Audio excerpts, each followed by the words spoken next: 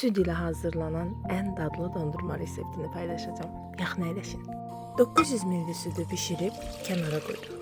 Daha sonra 6 ədəd yumurtanı ağını sarısından ayırırıq. Sarısının üzərinə 1 yemək qaşığı şəkər tozu əlavə edib, süddən az-az əlavə edərək qarışdırırıq.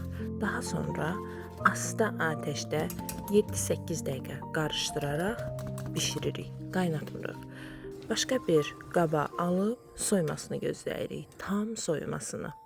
6 ədəd yumurta ağının üzərinə 250 qram şəkər tozu, 1 paket vanilini əlavə edib su hamamında bu şəkildə bişiririk. Cəmi 10 dəqiqə. Daha sonra mikserlə isti halda ağarana kimi çalırıq. Kütlənin hazır olmasını qaba aşağı çevirdikdə tökülməməsindən bilirik. Sonra biz yumurtanın hazırladığımız ağını və sarısını bu şəkildə birləşdirib və qarışdırırıq. 1 paket vanil də əlavə edib qarışdırmağa davam edirik ki, topaqlar qalmasın.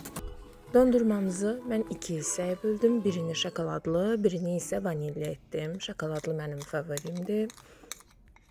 Dondurmamızı dondurucuya yerləşdirib 1-2 saatdan sonra çıxarıb qarışdırıb yenidən dondurucuya yerləşdirib donmasını gözləyirik.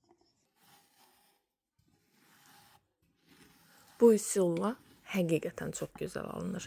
Mütləq sınayın.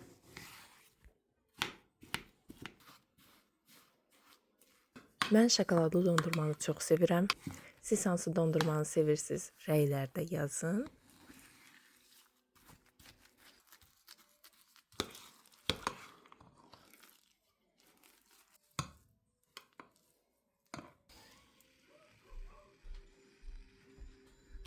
Videonu bəyəndinizsə nə edəcəyinizi bilirsiniz.